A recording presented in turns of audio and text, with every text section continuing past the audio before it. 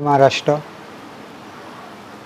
दिल्ली जंतर मंतर जिथे उपोषण केले जाते, आपले भारतातील रहिवासी सोनम वांगचुक हे सायंटिस्ट आहेत आणि ते जंतर मंतरला उपोषण करतायत। त्याचं कारण असं आहे की जे आपले यंग जनरेशन आहे, जे शालेय शिक्षण कॉलेज करतायत, ज्यांना डॉक्टर बनायची इच्छा आहे, तर डॉक्टर बनायला एक नीट परीक्षा द्यावी लागते।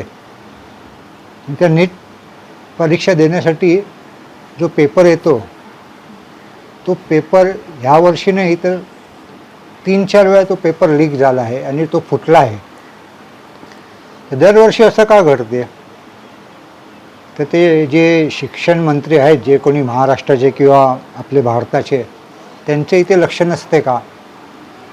तर जे सोनम वांगचुक आहेत ते एवढंच बोलत आहेत की ज्या मुलांनी आपलं आत्महत्या केली आहे, जीवाचं प्राण दिलेला आहे तिथे कंटाळून या परीक्षेमुळे, तर त्यांना न्याय मिळावा आणि पुढे अशा घटना घडू नयेत म्हणून तो फक्त जे कोणी मंत्री आहेत, शालेय शिक्षण मंत्री, त्यांचा राजीनामा मागत आहेत।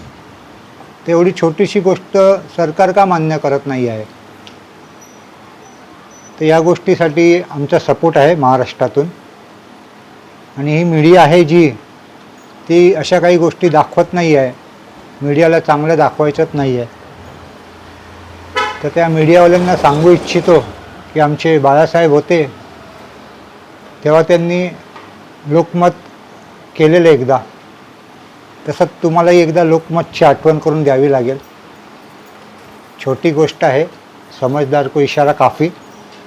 चांगल्या गोष्टी दाखवा, महाराष्ट्रामध्ये काय घडत आहेत ते, आणि जे आपलं भवितव्य घडणार आहे शालेय शिक्षणाचं, त्या विद्यार्थ्यांच्या, त्या पालकांसाठी सुखसुविधा मिळाव्यात अशी आशा बाळगतो।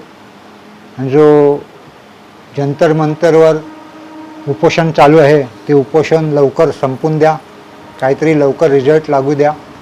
पांडुरंगाकडे एवढीच प्रार्थना करतो की हा विषय लवकर संपवून पुढच्या पिढीला त्यांचं भवितव्य डॉक्टर बनायचं आहे, त्यांची इच्छा पूर्ण होऊ द्या। ओम साईराम।